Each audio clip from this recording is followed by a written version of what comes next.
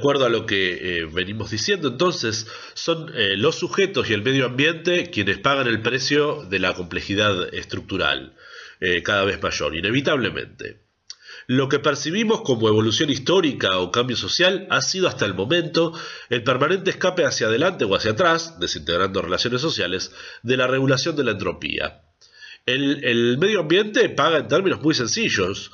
Cuando no es reorganizado e integrado a lo social, como ocurre en el caso de un cultivo, por ejemplo, es desintegrado para obtener materias primas, que siempre en algún punto serán no renovables, con la posible excepción en esta escala de las energías geotérmicas y solares. Bueno, el medio ambiente recibe los desechos de la actividad humana, ¿no?, que generan áreas que no son utilizables para el desarrollo de la propia actividad humana. Al individuo humano, considerado como organismo, le ocurre algo similar. Ante una sociedad más compleja, quizá esté más protegido del hambre, las bestias salvajes, las tormentas, pero está más expuesto a los daños que emanen de la propia vida social: más violencia, más estrés, más tensión, más involucramiento compulsivo, más dudas existenciales, algo de lo que los trabajadores intelectuales sabemos bastante, para utilizar el término clásico, más alienación, de todos los tipos. Por supuesto, esto ocurre en formas culturales y simbólicas extremadamente complejas, de modo que esta opinión volcada aquí es demasiado esquemática y pretenciosa a la vez. Es necesario apreciar las condiciones prácticas y no olvidar que, además, cada sujeto está condicionado para disfrutar de las condiciones que le toca vivir, porque son las que generan las formas que pueda registrar como placer mediante el condicionamiento social que se logra desviando los momentos de deseo y de agresión, que en realidad, bueno, es un solo movimiento que adopta distintas formas, y desviándolo hacia instancias socialmente determinadas y necesarias, materiales y simbólicas también. Esta perspectiva no es novedosa, por cierto, se encuentra en buena parte de la sociología del conocimiento, es parte del legado, por ejemplo, de la teoría crítica también, de las escuelas de Frankfurt o de Budapest, por ejemplo, solo que aquí presenta, creo, una mayor coherencia estructural y un principio de funcionamiento dinámico más reconocible, que tuvo evolución en otras corrientes sociológicas, donde se consideró más las cuestiones del poder, o por ejemplo en el caso de la sociología de Pierre Bourdieu, en el hábitus, porque de esto estamos hablando, es el hábitus, el condicionamiento para ser parte de un determinado contexto, en las reglas sociales en general, o de grupos, sectores o campos particulares. Es la orientación de los instintos sexuales y agresivos a ciertas condiciones de la vida social, la domesticación que conforma al sujeto en su comportamiento social y en mucho de lo individual y lo inconsciente. Es integral, es muy profunda, pero en cierta medida es el precio que se debía pagar para que una criatura físicamente tan torpe, débil, lenta e indefensa sobreviviera. La cultura, identificada en la historia, nos salvó de la naturaleza al permitirnos un cierto dominio, pero nos amenaza con destruirnos al destruir la naturaleza misma. Es toda una ironía trágica para mi propio ejercicio intelectual. Necesitamos a la civilización y su progreso para darnos cuenta de que la civilización y su progreso pueden exterminarnos. Consideremos ahora un momento cuál es en este esquema la posición del sujeto en su vinculación con la estructura. ¿Qué lugar ocupa en general en esta perspectiva? Y es un poco lamentable, pero en esta perspectiva, cada sujeto considerado como ser humano valioso en sí mismo, según los valores vigentes en la modernidad, es muy poco valioso en lo que respecta al funcionamiento sistémico, porque cuanto más complejo es el sistema, el individuo es más vulnerable, más fácilmente reproducible y más dispensable. De hecho, he llegado a considerar al sujeto como una parte del sistema en el cual la conciencia, introducida socialmente, solo es la interfase de control de lo social sobre el cuerpo. Es todavía más violento que en el esquema de Foucault. En la red de poder, que continúa vigente, se transforma en caldo de cultivo de la propia subjetividad y la funde en su desenvolvimiento histórico. Es en alguna medida la reproducción social de la estrategia evolutiva de reproducir muchas veces la misma célula en un esquema corpóreo o somático para no depender de ninguna en particular, sea destruida o mal reproducida por mutación genética. En todo caso, la creciente división del trabajo se expresa subjetivamente, porque solo en los seres humanos yacen las capacidades reproductivas del sistema social, en la memoria y capacidad práctica que tiene y en el sistema social, o sea, que tiene a partir del sistema social y que cumple en él.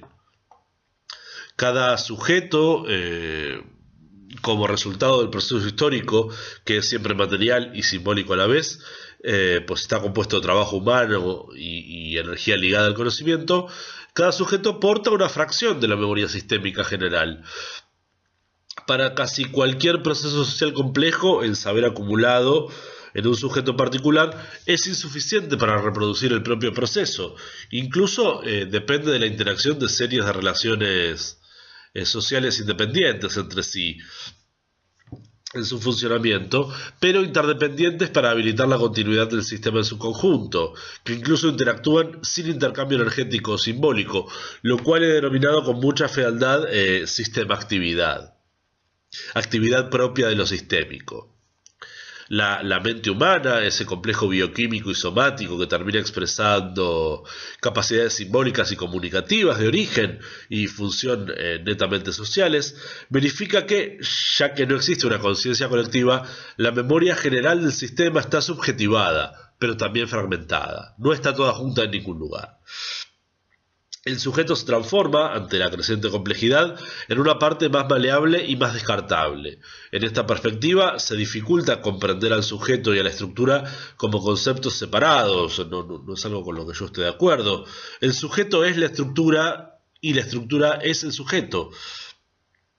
Una idea que no es nada novedosa y que subyace en la noción estructuralista de que el todo, sistémico u orgánico, es diferente y mayor que la suma de sus partes integrantes.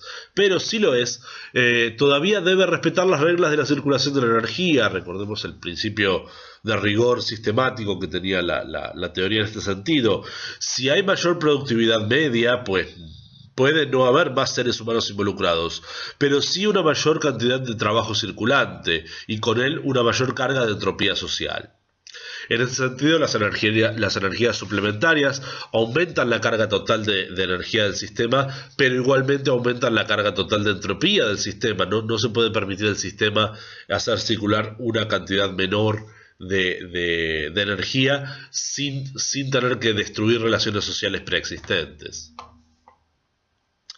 En términos de cultura, entonces, no hay en este esquema nada como una memoria colectiva, sino sistémica, ni hay una conciencia de las conciencias, una expresión feísima que a veces se incorpora al organicismo heredado de Durkheim. No.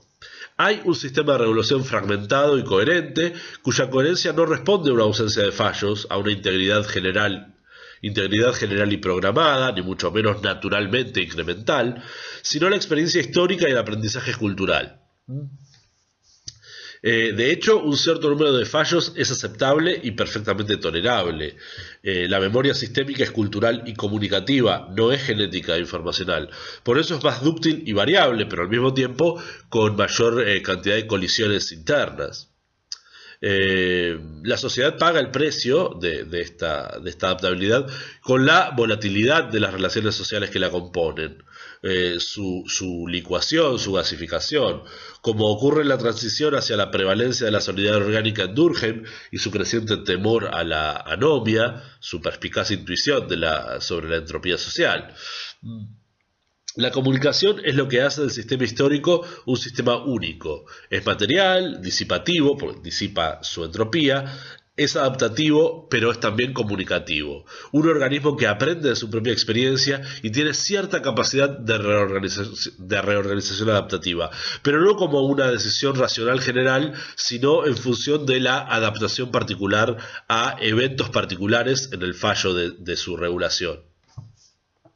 ¿Por qué puede sostenerse que lo que distingue al sistema histórico son las capacidades comunicativas? ¿Cuál es el vínculo real entre la estructura social y la comunicación? Todos los sistemas materiales disipan su entropía. Son por eso sistemas abiertos al contexto, intercambian información con su contexto, es decir, materia y energía en cantidades y modos específicos, los famosos cuantos o paquetes de información y materia. Algunos sistemas abiertos complejos llegan a organizar, a garantizar su organización interna, no solo intercambiando información, sino modificando su funcionamiento interno en función de ese intercambio, lo que le permite adaptarse a cambios externos, como ocurre con los organismos, con muchos organismos complejos, vivos. La sociedad humana considerada como sistema histórico hace lo mismo, pero no lo hace en función de reacciones instintivas o procesos bioquímicos de estímulo-respuesta previamente condicionados. En este sentido, la sociedad obviamente no es un organismo vivo. El proceso social, en realidad, retrasa la respuesta energética para buscar una más efectiva, en el sentido de transformar la causa externa, el propio entorno, y lo hace recomponiendo las relaciones sociales que la componen. Pero eso no se consigue intercambiando solo información, sino causando fallas en la comunicación por medio de la colisión de informaciones contrapuestas para seleccionar o incluso simplemente probar una respuesta considerada mejor. Paradójicamente, es la resistencia de los sujetos a participar de las relaciones sociales lo que permite un intercambio de información subsidiario que modifica el estado de las relaciones sociales.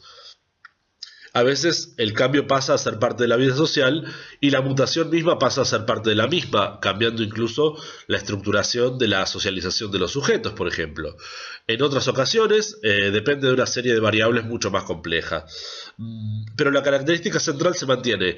Los cambios en la organización interna de las relaciones sociales se sostienen por vía comunicativa y no informacional. Por eso las sociedades humanas, una vez que el proceso de regulación se apoya en una serie de esquemas de relaciones sociales que no solo pueden fallar, sino que tienden a fallar, mantiene su por decirlo así, homeostasis en un proceso de permanente tendencia a la expansión. Entonces el sistema crece necesariamente. Por un lado, porque se mantiene el desequilibrio energético básico. La entropía va por delante de la regulación. Hay límites al crecimiento, pero la esfera de acción tiende a crecer. Cuando se produce un colapso no es un resultado cíclico del funcionamiento interno, pero sí lo es la tendencia al crecimiento. La esfera de acción es en realidad una imagen metafórica. Describe el alcance material y comunicativo máximo de ciertas series de relaciones sociales intercomunicadas o sistema-activas.